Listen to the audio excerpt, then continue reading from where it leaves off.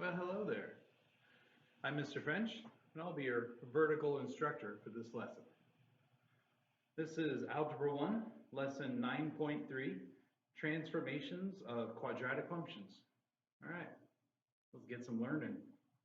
So once again, this is 9.3, and it's called Transformations of Quadratic Functions. Transformations of quadratic functions. So to transform something is to change it.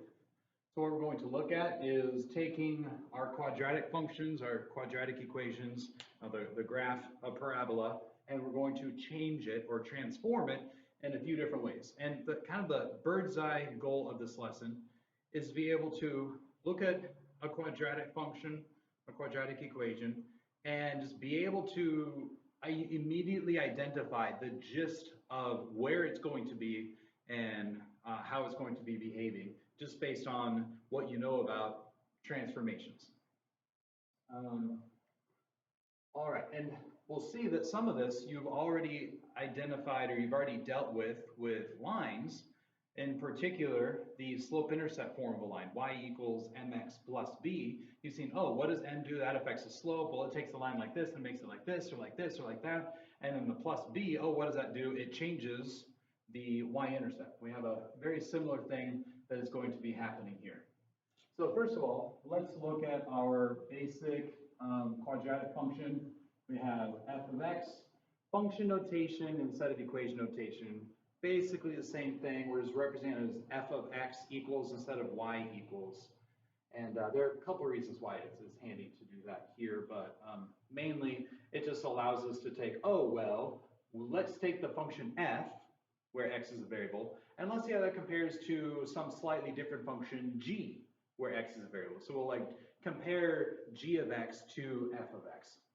So we have f of x equals ax squared plus bx plus c, our generic way of representing any quadratic function, where a, b, and c are numbers that you would have in the equation. So it might be something like 3x squared minus 2x plus 12, kind of a thing. Yeah, so you've seen that before. Now what's going to be happening in this lesson is we are not going to have this middle term. We're going to have just equations where we have the x squared term for sure, and we may or may not have c. But we'll be seeing, okay, what does a do to the graph, and what does c do to the graph? There are three types of transformations that we'll be dealing with. Three types of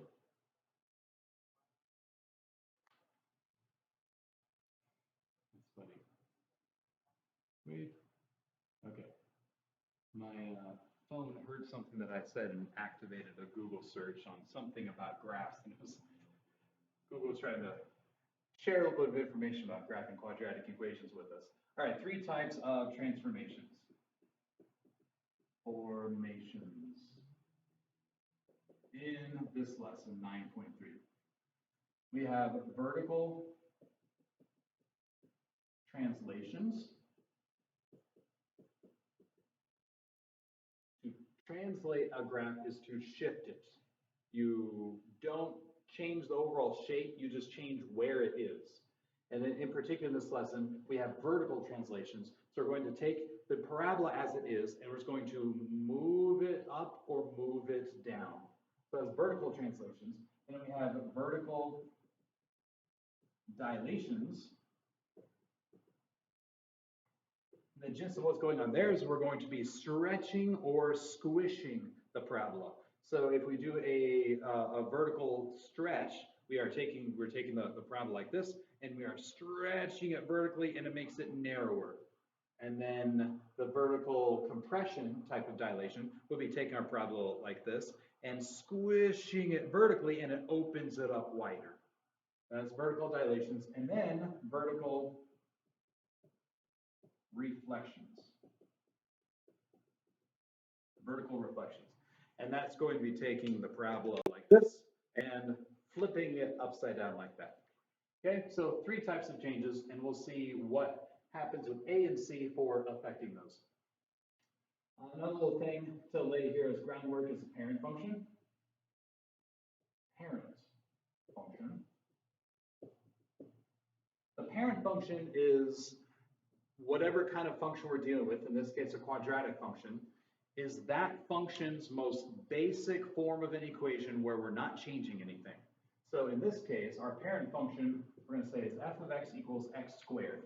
That's it. We're not adding or subtracting anything. We're not multiplying anything. We don't have any negatives. It's just f of x equals x squared. And what does that look like? It looks like a parabola that has its vertex at the origin and opens upward like that. And we can even add a few specific values to it that we might come back to later. So if x is 0, I'll tell you what, I'll start at negative 3. If x is negative 3, square the negative 3. So negative 3 times negative 3, what do you get? Positive 9. Negative 2 squared is 4. Negative 1 squared is 1, because negative 1 times negative 1 is 1. 0 squared is 0. 1 squared is 1. 2 squared is 4. 3 squared is 9. So we have those values going on if we just did it, which probably, I don't know, maybe like if I went out about here, this would give us roughly 1, 1. So by the time you're out here at 2, you'd be up here at 1, 2, 3, 4. You'd be up here at 4, kind of like on that point. And then I'm not even far enough. I didn't do enough to show 3, 9, but we're really opening up pretty steeply at that point, okay? So that's our parent function. Parabola, standard width, vertex at the origin. We're going to be looking at how do these different transformations affect our parent function. Let's dig into the first type of translation. First type of transformation, vertical translation.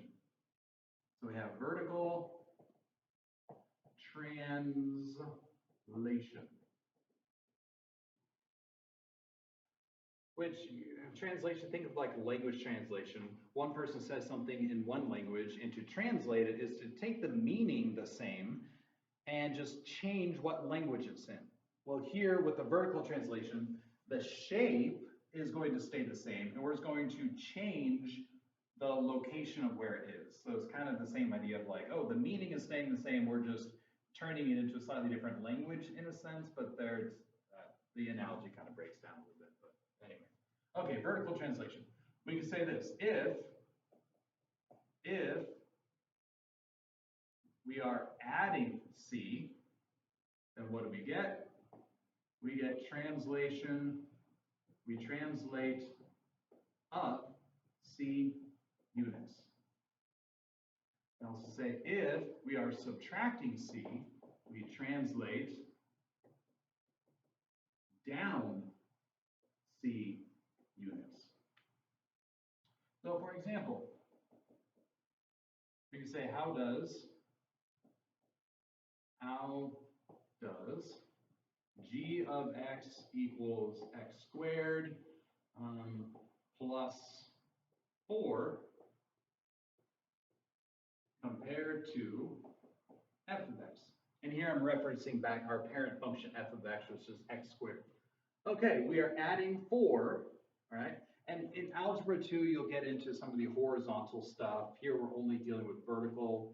I think I mentioned already, this middle term affects stuff horizontally. Maybe I didn't mention that yet, but that's what's going on. This middle term affects stuff horizontally, and the outer terms affect stuff vertically. We're not getting into that. And yeah, so when you get into that, you end up with things like, I'll just erase this real quick. You end up with functions like this going on, where we're adding or subtracting stuff inside of the squaring. And so I commonly refer to that as when you're adding or subtracting or multiplying stuff inside of, in this case, the squaring, that you are adding, subtracting, multiplying inside of the function. Because what's the main thing we're doing to x in this function? We're squaring it. And so if you're adding, subtracting, multiplying inside of the squaring, I refer to that as being inside the function. Whereas here, we're subtracting 3 outside of the squaring. So we are subtracting 3 outside of the function. Even though like our whole function g is this whole thing, that's one way of using the terminology of inside the function versus outside the function is inside the squaring versus outside the squaring for quadratic functions. So this lesson, we are only dealing with adding, subtracting, multiplying outside the function, not inside of the square. Okay, so we see we're adding 4 outside the function. So what does that do? It translates vertically up 4 units. And that would be your answer. And you literally have some homework problems where that's the gist of what you're doing. You look at this function and be like, oh, what is that plus 4 going to do? Oh, it translates vertically up 4 units.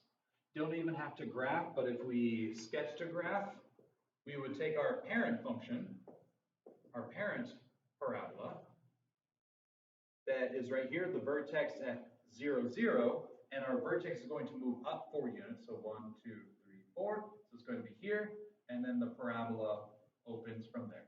That's taking this and translating it up 4 units, translating vertically up 4 units, okay? All right, let's look at one more of the vertical translations, and same idea. How about this time?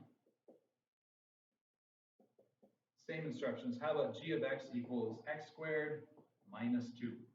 Well, we're subtracting 2 outside the function, so that's a vertical translation down, because it's minus 2, down 2 units. So we can say translated, I know there is a translates, translated, depends on how you view it, what tense of the verb you want to use. Translated vertically down 2 units. So that would be my answer there. All right, that's vertical translations. Hopefully that makes sense. Let's move on to dilations. Dilations. I'm going to erase this and continue. Yeah, I'll leave that. You want to be able to reference what the A is that I'm talking about. All right. So now vertical dilations. Oh, one quick note back here, by the way. So this is the same thing as like in slope-intercept form of a line, y equals mx plus b. The plus 4 here would be like plus, b being 4 plus 4, y equals mx plus 4. And what does that do to your line? Whatever the slope of the line is, it takes it from the line crossing through the origin to being shifted up 4. So same idea there. We didn't talk about it in these terms, but changing the y-intercept of a line, what are you doing? You are translating the graph vertically. You're translating it up or down. Same thing here, but just now with parabolas. Okay, back to your vertical dilations. I'm going to use absolute value here. I'll explain why in just a second. I'm going to say if the absolute value of A is greater than 1, then what we get is we say it is vertically stretched. So what I mean by absolute value of A is greater than 1 is if we had something like g of x equals negative 2x squared. Well, what's the absolute value of negative 2 but 2? In that case is absolute value of 2 greater than 1, absolute value of negative 2 greater than 1. Well, absolute value of negative 2 is 2, and yeah, 2 is greater than 1, so we would say it's being vertically stretched. And we'll look at an example of that in just a second. So how's that? And we can say if 0 is less than absolute value of A is less than 1, and it is being vertically compressed. Vertically compressed. So absolute value of A being between 0 and 1. So in other words, 1/3 is between 0 and 1. Negative 1/3, because the absolute value of negative 1/3 is positive 1/3. And so that is between 0 and 1. 7/8 or negative 7/8. 1/5 or negative 1/5. Anything that is a fraction less than 1, whether it be a positive fraction less than 1 or a negative fraction less than 1, then it's going to get us to this between 0 and 1. All right, so let's look at a couple examples. Same instructions as before. How does g of x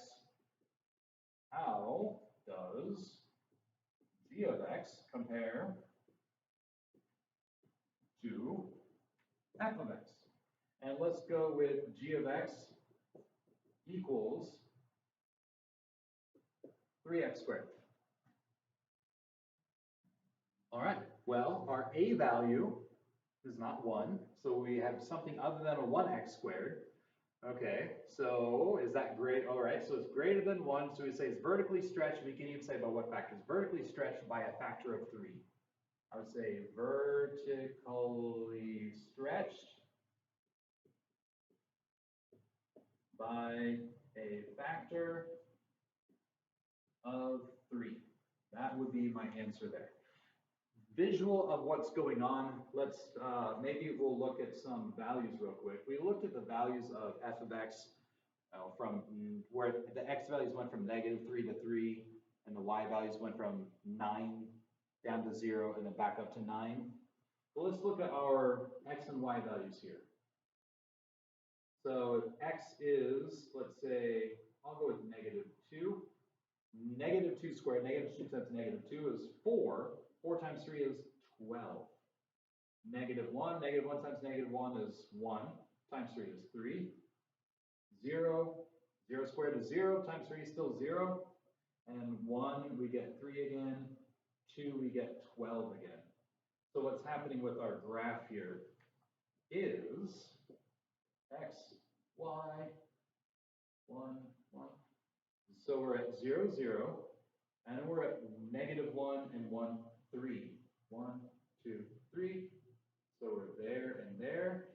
And then if I'm going to run out of room, but 3, 4, 5, 6, 7, 8, 9, 10, somewhere around way up here. So what's happening is opening really narrow. I missed my point there. Okay. So the f of x, if I kind of sketch f of x would have been more like this. So this vertical stretch, what we do is we've taken this purple parabola and we stretched it vertically to get the black one. And hopefully that makes sense. So if we like grab the ends here and we yanked up, and in the process of yanking up, it caused it to be more narrow like that. That's a vertical stretch. Then let's look at a vertical compression.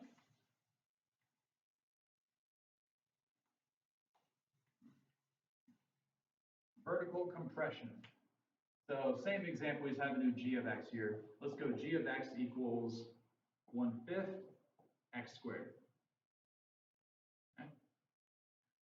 All right, so I would look, oh, I'm multiplying something by x squared. Okay, so this is my a value. A is 1/5. Okay, if a is 1/5, it's between 0 and 1, so this is vertically compressed. So I would say vertically compressed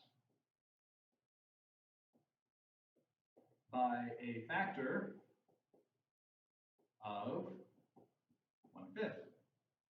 And that would be my answer. The gist of what's happening, if I sketch a little graph, is it's going to open much more slowly now. Okay, so it's as if I took my, if I go purple again here for my parent graph, it's as if I took the purple one and I squished it, I compressed it vertically, and it caused it to open more widely. All right, so that is vertical dilation. I didn't show any where we have a negative value here yet because I want to cover reflections first, and then we'll look at all these things combined. Okay, I'm going to come over here, erase this.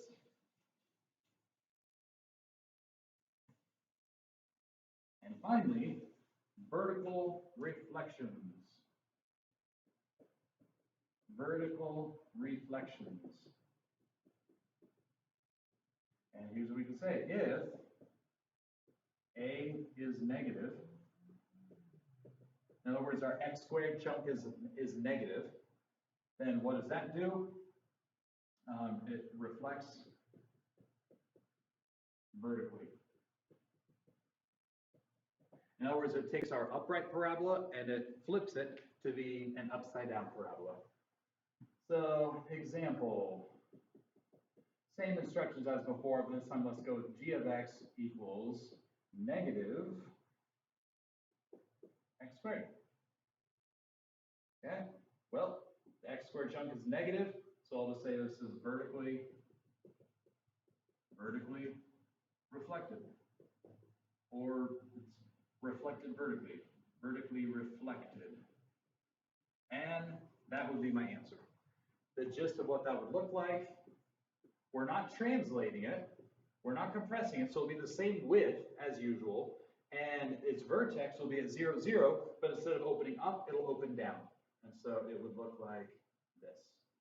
Ta-da! Vertically reflected. Okay, let's look at one example where maybe we have all three of these things going on, and that should do it for this lesson. Same instructions as before. Let's go with this. G of x equals negative 1/2 x squared plus 7. Okay, what's happening to this? Well, we're adding something, right? So that's going to vertically translate it up 7 units. So I would say vertically translated up 7 units. That's one thing that's happening. Then let's see, my x squared chunk, my x squared term has a 1/2 being multiplied by it. Okay, I know it's a negative 1/2, but I don't really care about the negative because that's its own thing. That's a reflection. I'll tell you what, we can just say, well, it's a negative, so I could say it is vertically reflected,